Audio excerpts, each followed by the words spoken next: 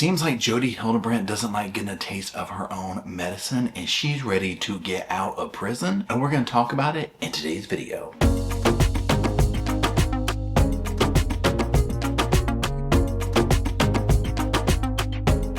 Hello Sofa Squad, and welcome back to the sofa. Psh, there's a chair back there. Psh, it's not a sofa, but it's a chair. Psh, there's a Paul right here. My name is Paul if you're new to this channel. If you're not new to the channel, well, my name's still Paul. Usually we're either like in front of a green screen or in the living room or something like that, but today I'm in front of the chair, okay? Now, that's not going to slow us down from today's update though. Today we're going to be going back to 8 Passengers, back to Jodi Hildebrandt. Side note, I spent the whole morning going through her very first podcast on ConneXions. I'm going to be doing a video for that too, but ugh, y'all, it's just, it was hard to even get through the hypocrisy, so be on the lookout for that. Anyways, back to this. So Jodi's ready to get out of prison, right? So what we're going to do is we're going to look over our article, but what I also want to do is, for those who might be new to the case, we're going to do a little bit of a rewind here, if you will, to explain who Jodi Hildebrandt is. Now, very quickly, Jodi Hildebrandt is in prison, along with her co-defendant, co-conspirator, whatever you want to call them, Ruby Franke. Ruby Franke was the host of a very popular family vlogging channel, 8 Passengers. She teamed up with Jodi Hildebrandt to basically torment all of her children, okay? A child escaped from the home that we'll be looking at in one of these clips, which was Jodi's home. He ran to the neighbors, bless his heart, he saved their lives, and they were caught, okay? And this has been major headlines ever since. Jodi and Ruby were both sentenced, and part of this, we'll look at one of the clips of Jodi at her sentencing because she had very little to say, but keep in mind just this word,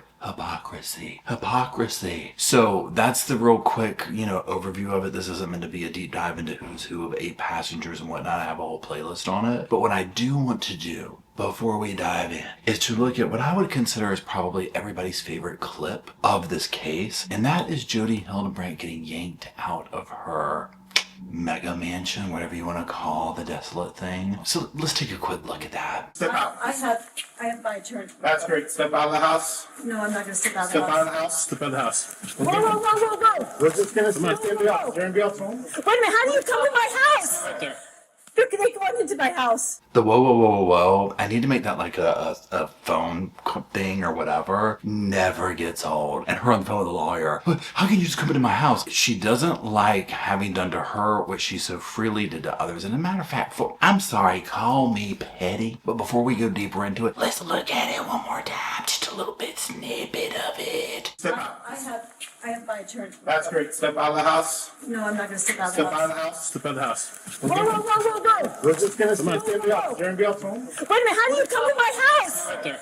Look, they going into my house. Oh my God, I just love that. Oh my goodness gracious. Again, it never gets old at all, right? Now, another thing that I want to do is now I want to fast forward from that to sentencing. We are going to be watching Jodi Hildebrandt with her lawyer speaking to the court, speaking to the judge, speaking to the victims, just so you can get a vibe of how much energy she wants to put into it. So let's watch that. I sincerely love these children. I desire for them to heal physically and emotionally. One of the reasons I did not go to trial is that I did not want them to emotionally relive the experience which would have been detrimental to them. My hope and prayer is that they will heal and move forward to have beautiful lives. I am willing to submit to what the state feels would be an appropriate amount of time served to make retribution as an outcome. I mean, play the little fiddles, clap in the air for her. Now, also in that little part right there where she was like, I'm willing to submit. If you followed this case and Jodi and all this, like this whole thing that they have with distortion and, sin, all this type of stuff, it's almost like that was like almost like she's, I don't want to use the word getting off on that, but like a martyrdom type thing, right? Like, I will submit. I would do what I would expect of others, right? And it's just like, girl, you're sitting here talking about you care for the kids. Why are we even in this situation? Now, also, here's my other thought. Again, just my little opinion. When your lawyer has to say what we're about to watch about your, statement, it ain't good. That statement is absolutely sincere.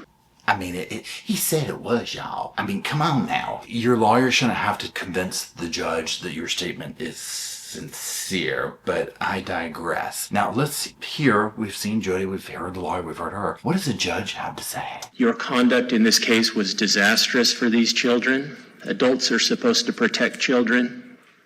Adults with specialized training in particular are supposed to protect children.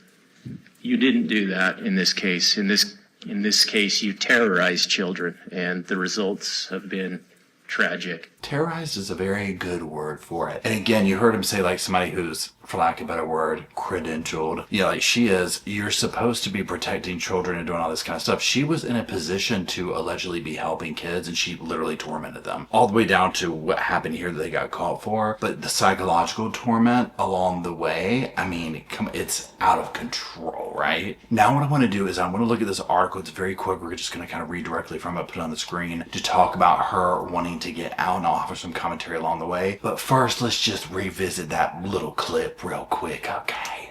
Whoa. We're just gonna stay in the office. You're in the office.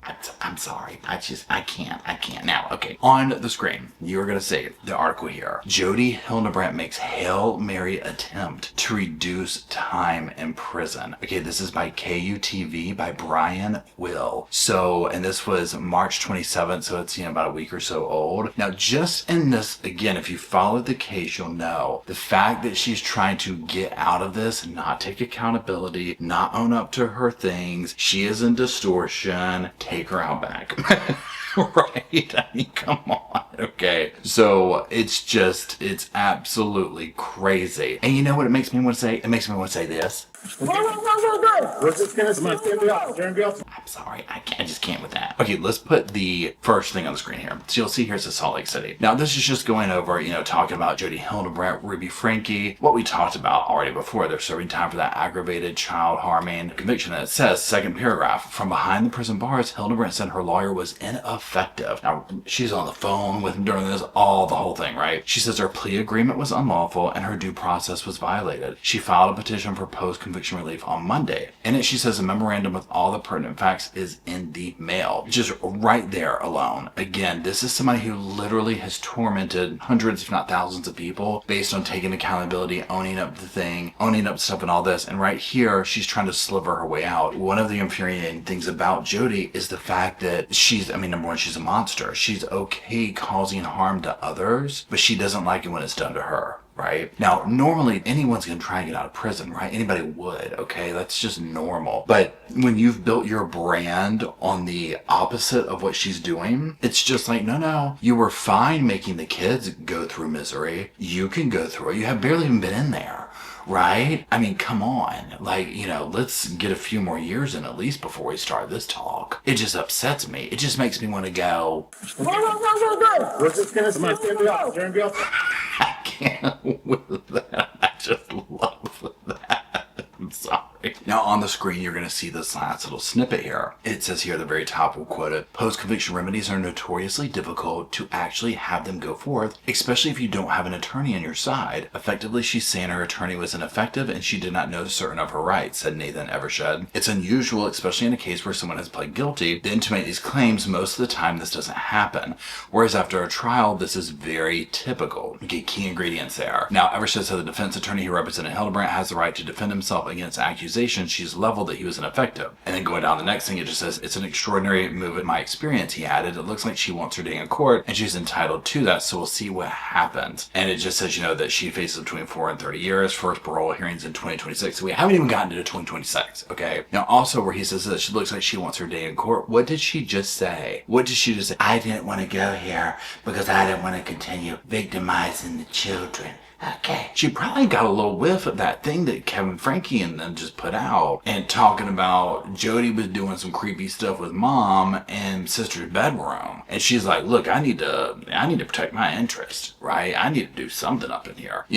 She's like, God, people got me out here talking about massage oil, rose petals, this, that, and the other sweet nothings with Ruby. And it's just like, it is what it is. So you can see, again, the hypocrisy. It's all gone out the window. She's probably excused it like, well, I'm unsafe here in jail. And I really didn't harm those children. I don't think that Ruby or Jodi thinks they did anything wrong. Now, Ruby, obviously, she knows how to play the game a little bit more. She was very sorry. She treated it like a speech. Thank you to this person. Thank you to that person. I'm terrible. I fell under Jodi's spell. I did this. I did that. Oh, Jodi's over here barely says a few words, right? And it's all like, oh, I love the kids. And I wanted to help them, and I didn't want anyone to whatever, and I just, I don't know. But anyways, so we will see what happens. I pray the courts don't cave, don't change, don't anything, because she is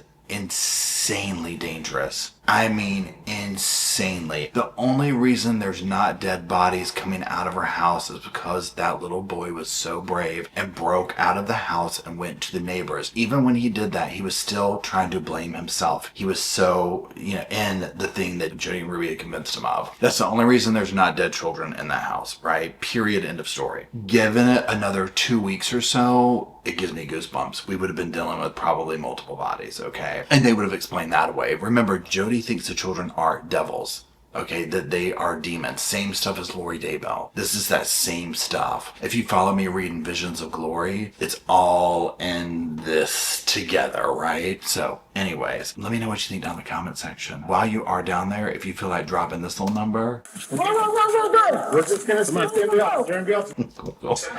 we'll go on and do it. I won't stop you. Can't roll my damn eyes hard enough on that one now. The only good thing, silver lining, okay, and I'm being obviously petty and not real here, that has come out of like all this stuff, whatever, is that clip right there, right? Is her just, whoa, that she will never live that down, okay? Nor will she live down the title and the imagery of the horrible things that she did to these kids. And obviously the kids in here, but adults, she's destroyed lives. I could go on. And also I'm just a little bit fired up today because I've been like living in Jodi world with that podcast this morning. So it has me extra turned up. Okay. So I was like, we're doing some videos on Jodi today. Okay.